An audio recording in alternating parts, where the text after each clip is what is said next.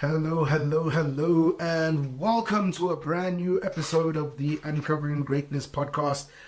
As always, I am your co-host, Suleiman Steele, and today I am joined by Barry Mitchell. Final podcast of the year, final episode of the year, and we only have one more event to go, and that is the Circle of Influence breakfast that we have every Thursday at Corporate Conference Center in Edenvale. And this year this Thursday we have our final one. It's going to be a really special edition, 2 hours. For the first time, we haven't done a 2 hour one before. This will be our first and final one for the year.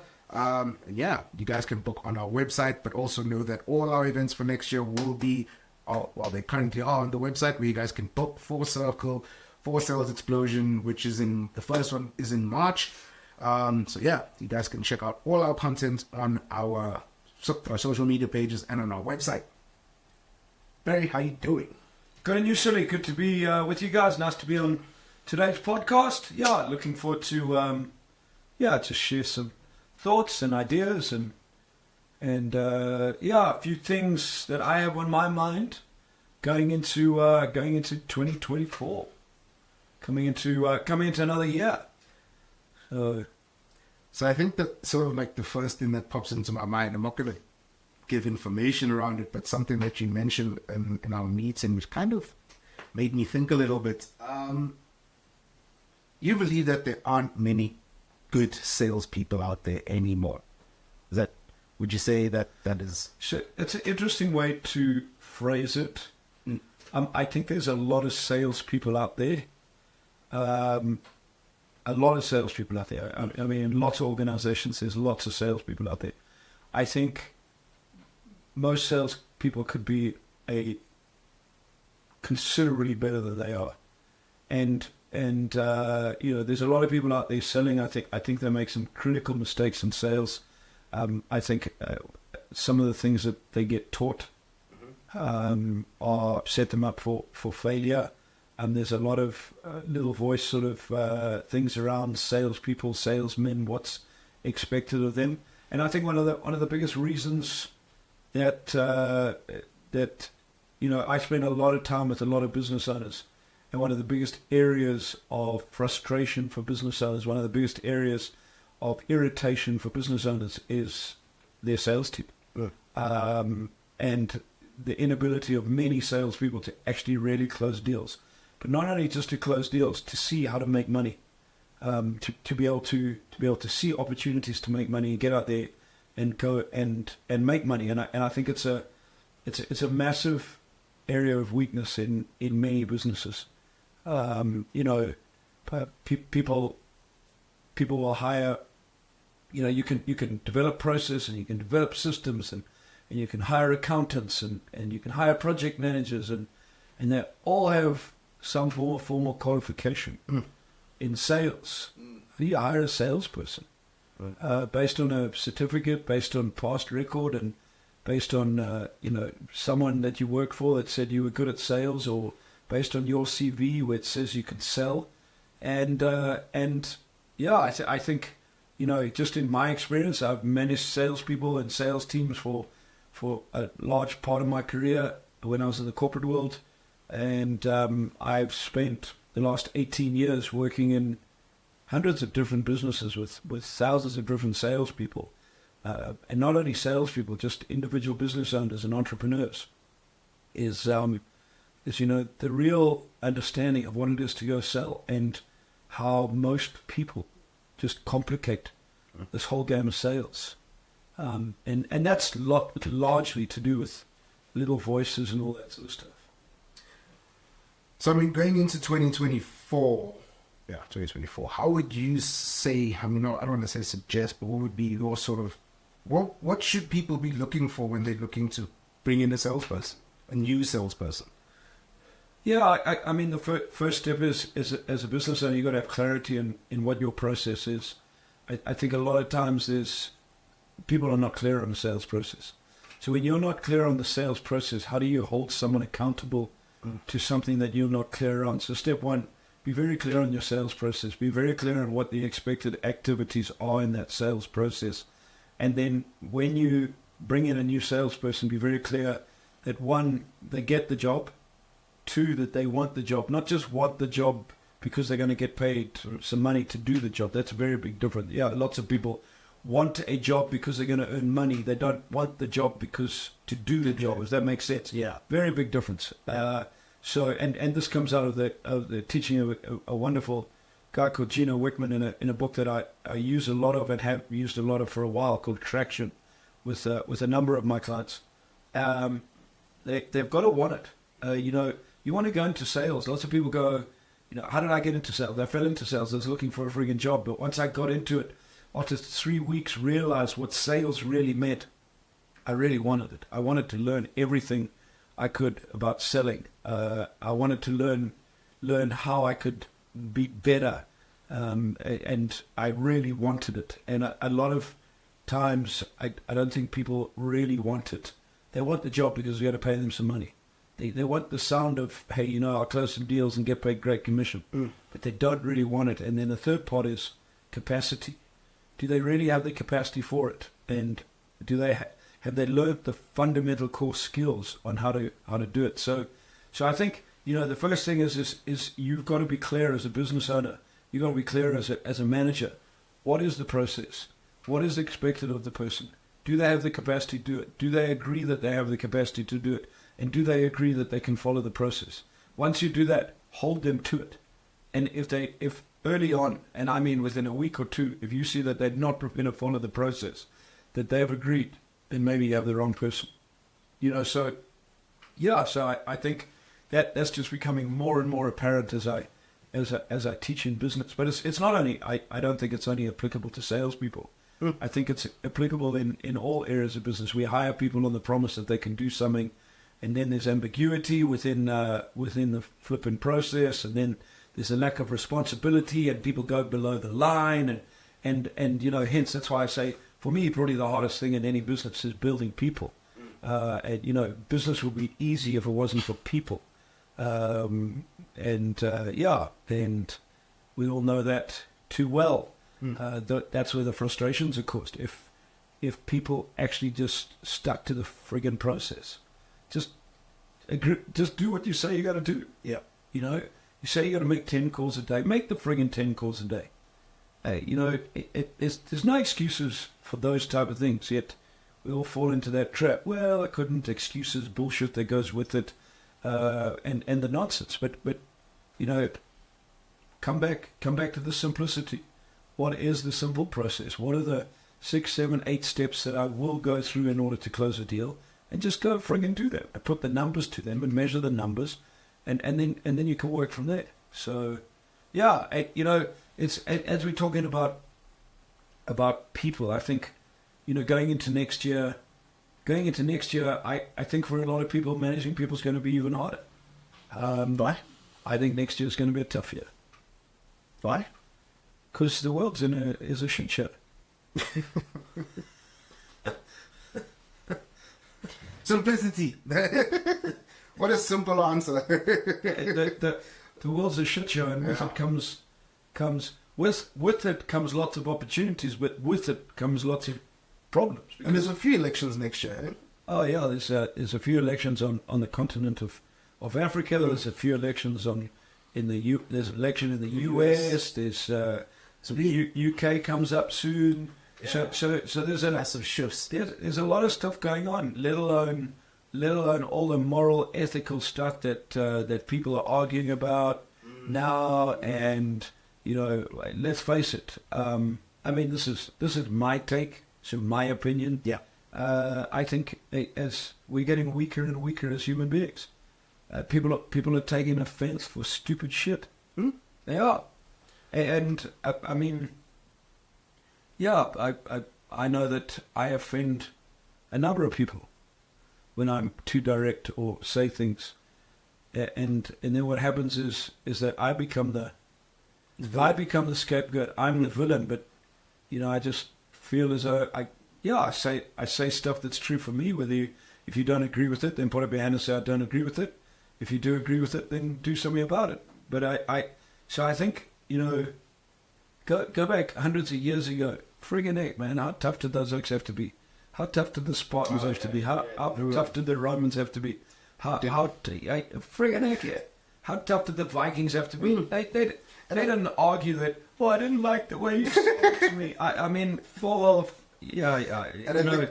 something that you bring up like the Vikings and the Spartans and like you tie it into now, right? And I know that that's not our world today. The world. But the fact is, I mean, people get so offended and pissed off about, but you get lost in that, and then that. Would you say that? So, for example, like you're saying, you get offended, you get hurt, touched, whatever it is.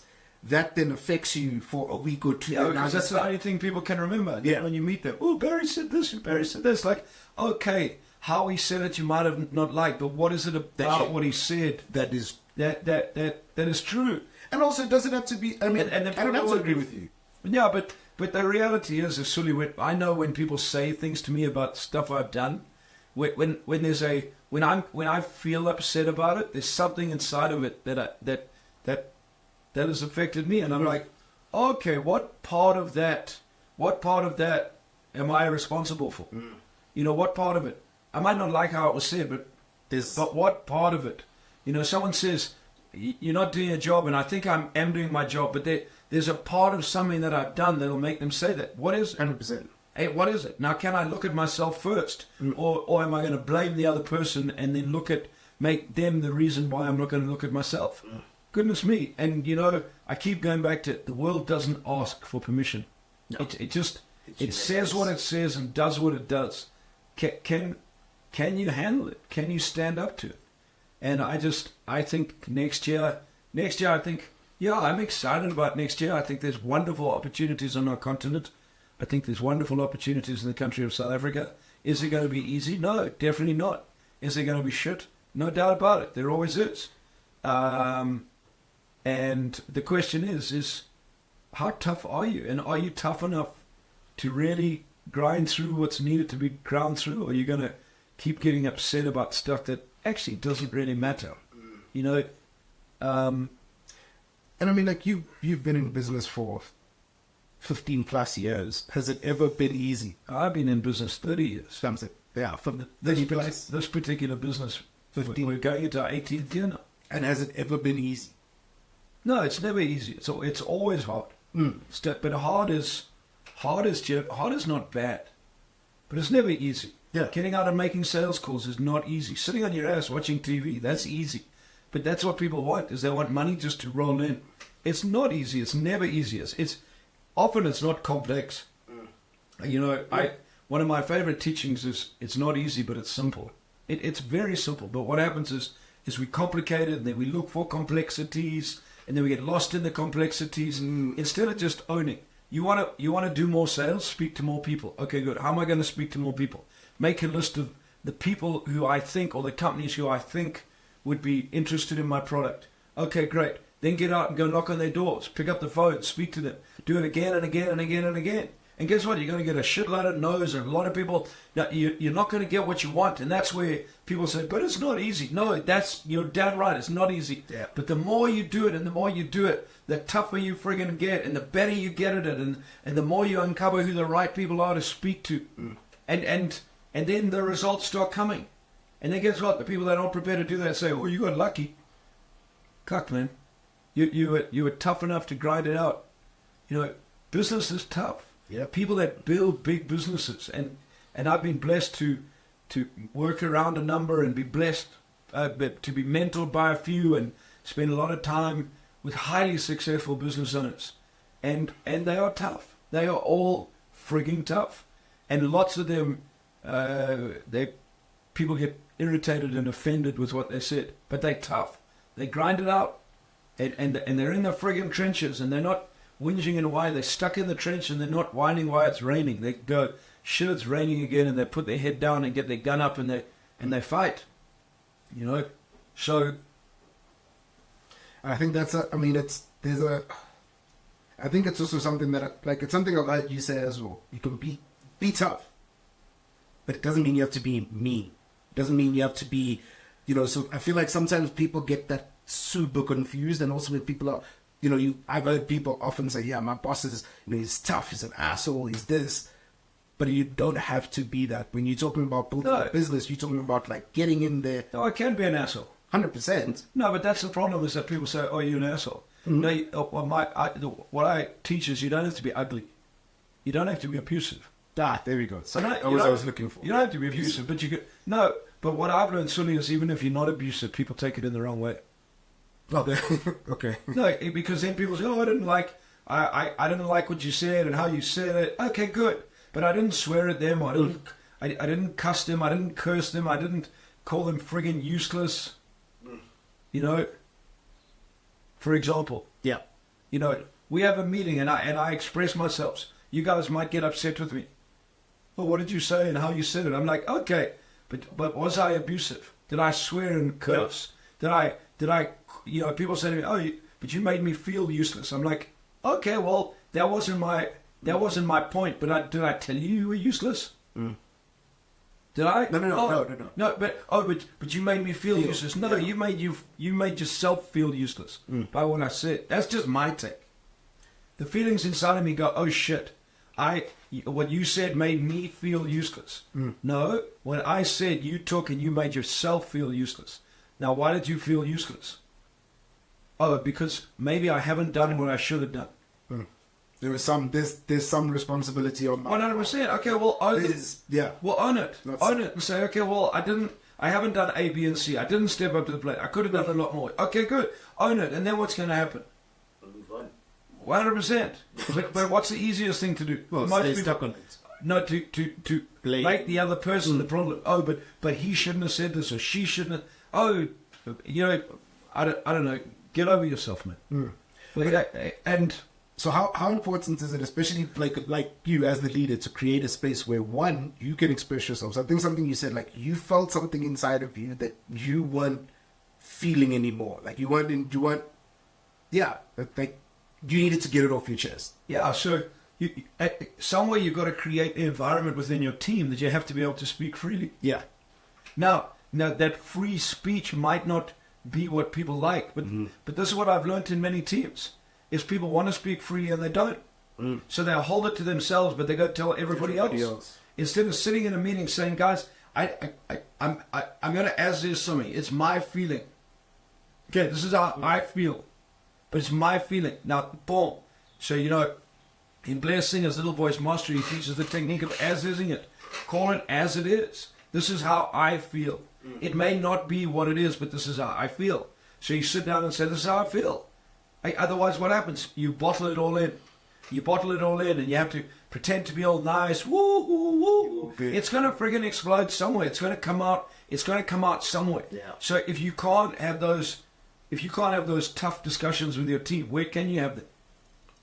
Nowhere. Well, for lots of business owners, you can't go home and have them at home. Oh no, because that's where you're supposed to leave work at home and work at home. Okay, and then when you were like me and you work with your family. Oh yeah, now you well you can't. Well now you have to run the risk of what happens at work also happens at home. Now you take that home, but it's not at work. So if you can't sit with your team and be brutally honest, you know, one of my values is brutal honesty. All you guys in the team know, you hear me talk about that. How often have you heard me say? And then when people are brutally honest, what happens? It causes its own. Well, I don't think people have been brutally honest, to be completely honest. Yeah, so a lot of times the biggest problem in teams is people aren't brutally honest. Yeah. They talk about brutal honesty, but when someone like me puts it out on the table and says, guys, I just want to voice my opinion because this is how I friggin' feel, then what happens? You get people in teams that get all pissed off. Yeah. And then it becomes And now that becomes the issue, rather than actually going, okay, what did he say or what did she say? Where does it have merit? I might not have enjoyed 100% what they said. I might not have liked how they said it. I might not have. Yeah. But what did they say? What can I take from it in action? What can I take from it in action? Yeah. You know, I can remember, you know, working with Robert Kiyosaki. So Robert, you know, people go, oh, you're so lucky to work with Robert. Oh, I am. I'm very blessed. I learned a lot. But Robert is friggin' tough. And, you know, the very first time I ever came on stage with him and my energy wasn't right in I got friggin' lambasted. Absolutely lambasted. You know, who the effing heck do you think you are walking on stage with me with that type of energy? And look how you dressed. Now, I had a choice. I could get all pissy and get upset that he swore at me, or I could say, okay, what's the lesson I'm going to learn? No, my energy wasn't where it should have been. No, I didn't feel comfortable with what I put on this morning. Then I take ownership with that, and I change. And I had one of the most powerful learnings ever. Or I could have got lost in all that. Yeah, but, it's the first time I was ever on stage, and can't he remember the first time he went on stage? Get lost in all the bullshit that makes me feel better, rather than actually just own the piece. Was my energy where it was? No. Okay, good. Well, what are you going to do to sort that out? 2, am I comfortable with what I'm wearing? No. What are you going to do to sort that out? Boom, I just owned that. I didn't argue. I didn't get upset. I didn't tell all my buddies and cry. I got up, I walked out, went across to the friggin', went across. In fact, I can remember I walked into the coffee room, and Tom Wheelwright was sitting there, and when I was walking up to Tom, he was laughing at me. and could have made it worse. And I didn't cry about it. And Tom says, what are you going to do? I said, Tom, very simple. I'm on my way across to it was at Santon City. I'm on my way across at Santa Convention Center. On my way across to Santon City, and I'm going to go buy some new jeans and a new shirt so that I can feel a lot more comfortable. And that's going to shift my physical. And that'll shift my energy. And he goes, great. And he gave me a little bit of advice, and I went and did it. And I walked back into the room behind. Robert looked up and he says, better. And that was it. And I didn't get upset. I didn't carry that on. All that. I took the lesson and went, wow, what a powerful lesson. In that moment, did I like how it was done? No. Not necessarily. Did I feel embarrassed? Of course. But tough. Because guess what? The world comes and gives you that. So I think, for me, that's that. It's what are the tough things that you're going to have to deal with? And what are the tough conversations that are going to come your way? Are you going to get the lessons that are coming, or are you going to get lost in the wrong things? COVID, now 2 years gone. How many people got lost in all the wrong things? And in our business, we didn't have time to get lost in the wrong things. I frankly, right off, when COVID started, I couldn't care whether it was real, wasn't real. The fact is, I was just dealing with the facts. We weren't allowed to go out. We weren't allowed to have venues. We had to change our model. I could have spent all that friggin' time complaining about why it was unfair, da-da-da-da-da. Or I could, or like we did, pull the teams together and we knuckled down and said, how are we going online? And that was it. We had discussions around what did we think about it, but the main focus, if we went out, we wore a friggin' mask. That was it. Why? Because we didn't need to take our mindset and everything to a place that our focus was on what we needed to do. 100%. So I think that's a great word. People lose focus and then they lose clarity because they make the wrong main thing the wrong main thing. Yeah, and I mean, the other thing is, I don't even think I ever asked you this question, and I mean, I've heard you tell the story of Robert so many times. Was one of the questions you asked yourself, when that situation happened, do I want to work? Do I want to continue to learn from this person? Do I want to continue playing on the same? Do I want to learn from this person, for example? Because yes, I was committed. It was too late. I made a commitment. I had made a commitment to my mentor blessing. I had made a commitment to Robert, and I was going to work. And I had no preconceived ideas about what I thought it was going to be. Very simple. Your focus was clear. The lessons were frigging going to come. What were those lessons? And over the, for that period of time, 2017, 18, and 19, I spent a lot of time with him. And I got many friggin' very tough lessons in a lot of places. And I could have got upset and shot and screamed and stormed off and okay. But then I would have gone, okay, where else is that going to happen in my life? Where else am I going to get tough things that are happening and I don't like how it was done, rather than, okay, what's my lesson? What's the lesson I'm going to get from you? And that's been true. That's what happens in life. You're going to do a business deal and it doesn't work out the way you wanted. Okay, well, what are you? You're going to spend your life complaining about why it was unfair and da-da, or you're going to sit back, look and go, okay, one, what could I have done better? How could I have changed it? What did I have in control that I could have controlled in a better way? And guess what? You'll get the lessons. No, you won't be happy that you didn't get that deal or that you lost your deal, sure. But you can't do anything about it. It's gone other than learning and moving on. And then what happens? We get all, we get all offended by stuff instead of actually just moving through it. And I mean, weirdly enough, like something I've been thinking about, God, like we speak about different sports and things like that a lot. And that, the mindset, like when you've said this before, you go to that dark place in your mind when it's like tough, it's hard. If you look at the not even great athletes, just even average athletes, they push through it. It's not about how good they are, how talented they are. It's about how good they are at controlling their mind, right? And the same applies to business, right? So something like you're saying, COVID comes in. Your business is now, it's going to have to shift. How strong are you mentally to be able to push through what it is and still continue to deliver? Yeah, what you deliver. A lot of times, and I've been talking about this recently in a lot of my training and seminars and all that sort of stuff is, so yesterday, where did I come back from? On the weekend, I came back on Saturday. I came back from my last trip to Namibia for this year. And that was my 50th flight for the year. So that means I've done 25 trips this year. So it's 50 flights this year, there's 25 trips. And I don't really enjoy flying. I'm not scared of it anymore. I don't enjoy it.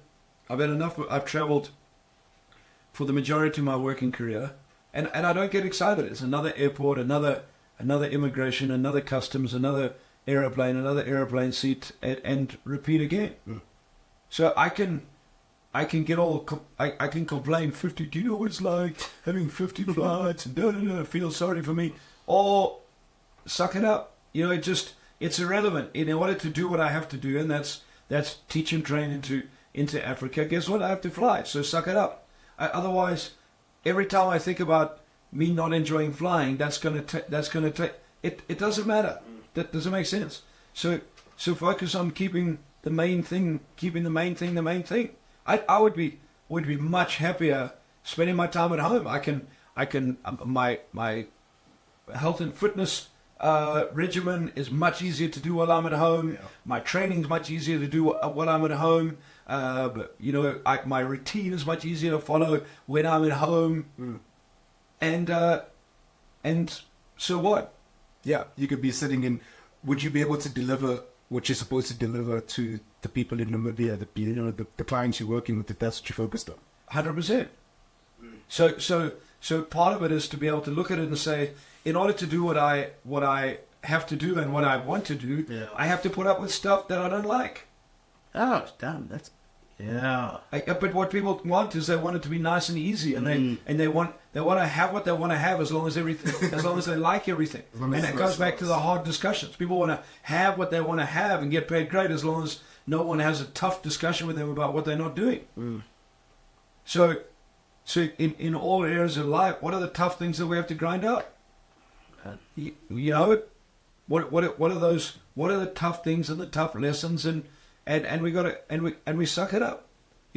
A client of mine was telling me he's a great cyclist and very competitive and very, very driven. Yeah. And he's just completed a cycle race and it was a team race, two of them, and his racing partner got sick and finished the first leg, and he rode the second leg, but because his partner couldn't finish the last part, they were disqualified because they couldn't complete. And was he disappointed? Of course, but he didn't jump up and down, shout and scream. He's like, okay, what did I learn? That's the first time he's never finished that race. So what are the learnings? And I know, knowing him, he won't whinge and whine about it. He won't whinge and whine about his partner. He won't whinge. What he'll do is he'll simply say, okay, what happened? What can we do better? What lessons can I take out of it? How can I learn? What's the process? Where do we go from there? And move through, because that allows you. So it didn't work. You didn't get what you wanted. Okay, good. Well, how do I do it next year when he does it again, or in the next race? So too many people, I think, get lost in all the things that I don't like. So I didn't like that. Okay, good. So you didn't like it. However, was that the main thing? No, it wasn't. Okay, good. Well, deal with the main thing. And I think So go back to how did we start this discussion? Yeah, if whether the economy is better or worse, if you want to increase the size of your business, it's going to be tougher. Yeah. So you said to me, what makes you think it's going to get tougher? And I said, because the world's a shit show. Part of it is because the world is a shit show right now, and that's my opinion. All over the world, I think, they're probably the least place where a shit show, which is pretty encouraging, is in Africa.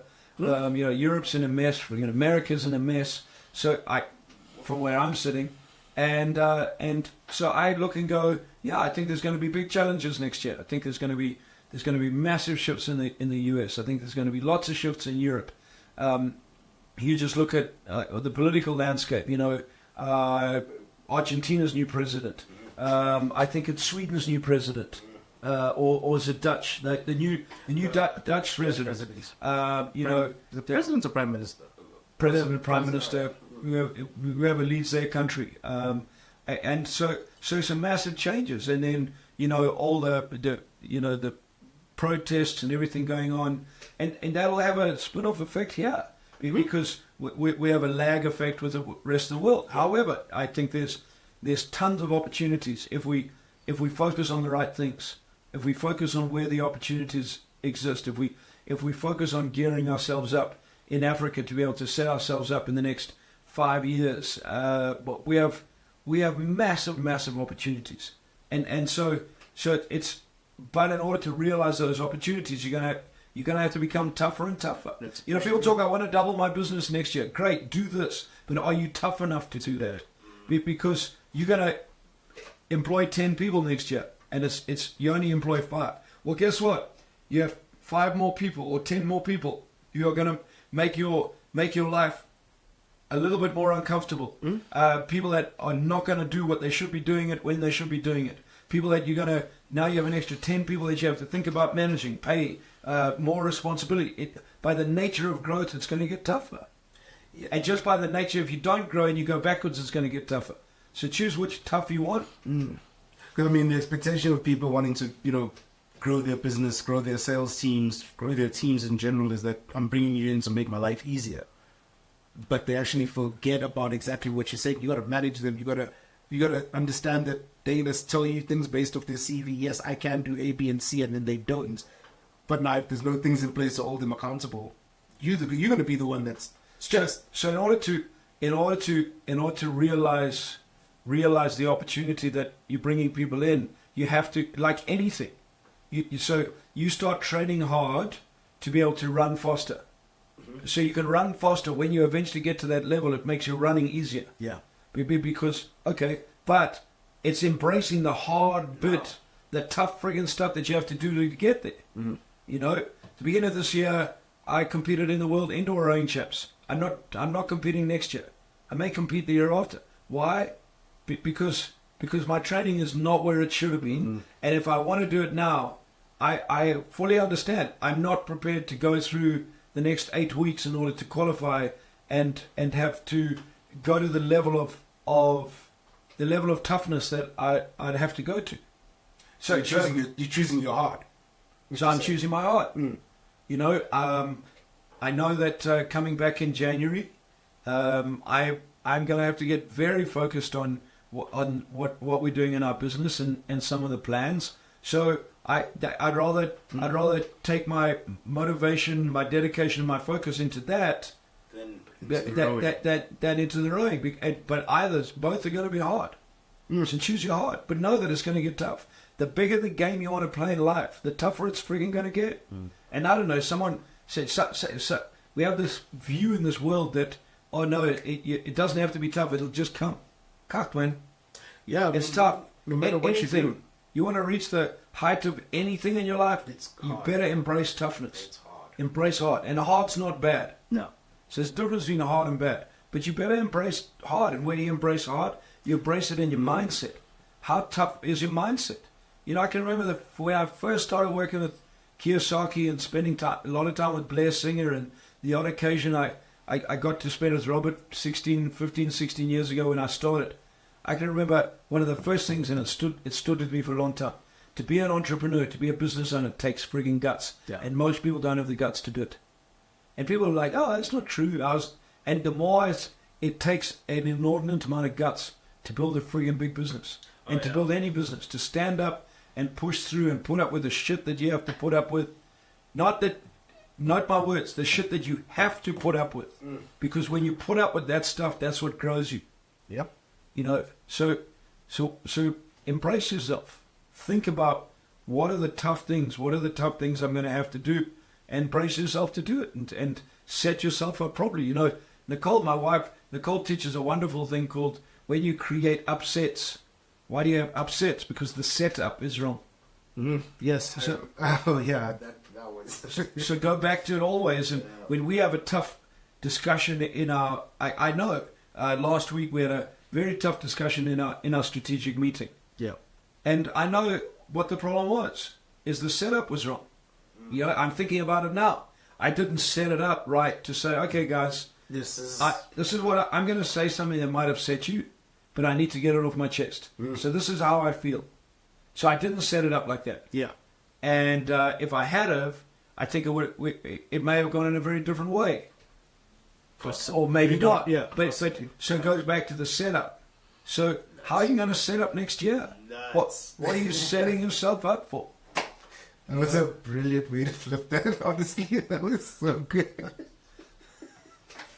That was so good. Honestly, I think that is if you don't set up your 2024 right, you're going to have a whole bunch of upsets. 100%. And there's nobody else to blame but yourself. Right? And I mean, based on like what you're speaking about, that meeting that we had, and it was a hard meeting. Probably one of the hardest meetings that I've had since being on the team, more so because there was way more truth to it than before.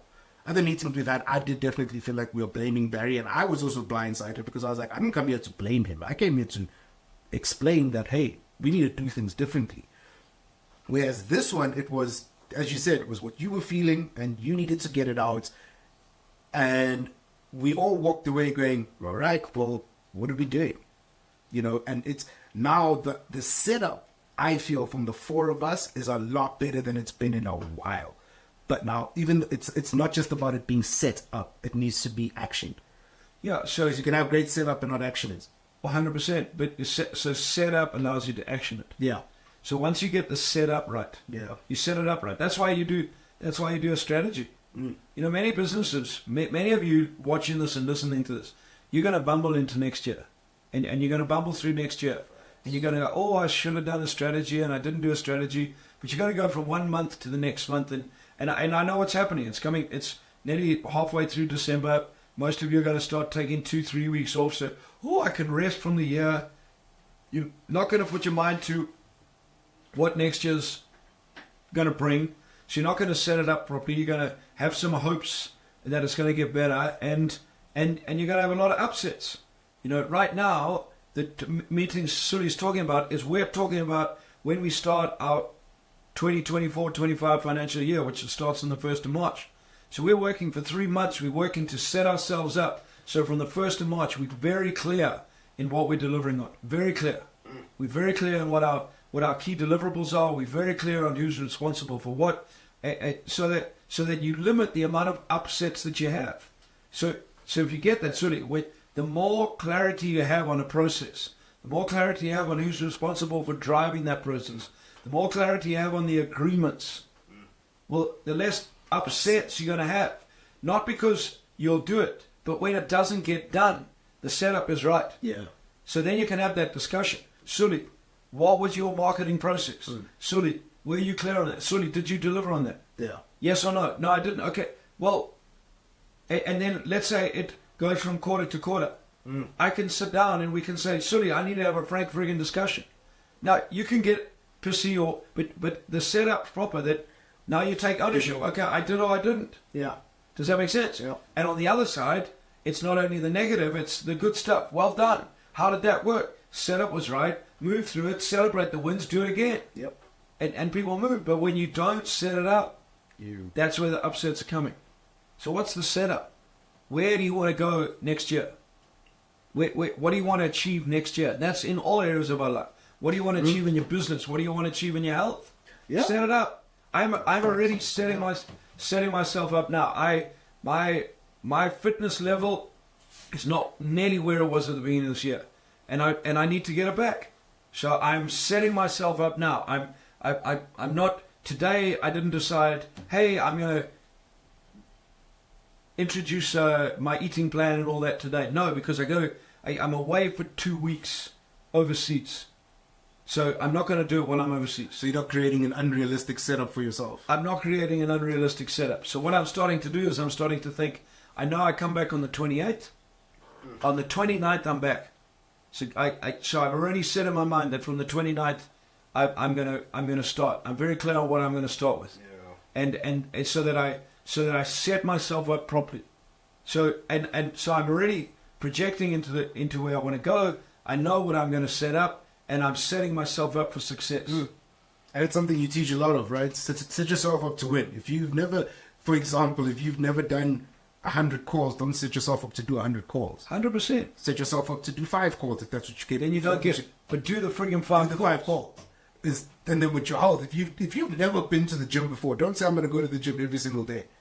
100%. Say twice a day or twice a week. And set yourself, but then push yourself. Yeah, that's what I'm like. I'm setting myself up for the ultimate greatness experience. Being able to work out in the morning and work out when in the afternoon as well. That's the setup. If obviously things happen around it and all of that, but I know what I'm working towards, and at the same time, it's already helping my health, just actually, because it's set up. Yeah. I like the setup. What are you setting up for next year? I think that's a great place to wrap this thing up. Barry, any final thoughts? Yeah, stop taking offense for silly, stupid things. Keep the main thing. Get tough. Get tougher. The tougher you get, it's not even a friggin' word, but it's our word for 2020. Tougher. Get friggin' tough. Yeah, because get tough. Grind it out. Let the little things be the little things. Just stop bringing it lost in. I'll finish on this. Little people get lost in little things. Little people get lost in little things. Little mindseted people get lost in little things. Yeah. You don't get lost in the little things. Make sure, on the other side, make sure you do the little things. One call to another call, they're little things. But once you do 100 calls consecutively, it becomes a big thing. So when I say don't get lost in the little things, don't take offense by silly stuff. Keep the main thing. Get tough. That's it. And have a freaking cracker Christmas. Be blessed. And look forward to spending time with you in 2024. That is it. The final episode of the Uncovering Greatness podcast for 2023. Set up so you don't have any upsets, and don't get lost in the little things. Don't go on social media looking for things to fight about with people. That's craziness. Doesn't make sense. Doesn't help you. It's not going to grow you or your business. If you'd like to join us for the final Circle of Influence taking place this Thursday at Corporate Conference Center, please visit www.uncoveringgreatness.com and you can book your seats for that. It's going to be really, really awesome, really, really epic. You're definitely going to get more of this, which is, I think, this is what we need. This is what you need. If you're looking to grow your business, if you're looking to change your life, 2024, we look forward to seeing you in some of our rooms. Stay awesome, stay blessed, and have a fantastic festive season. Cheers.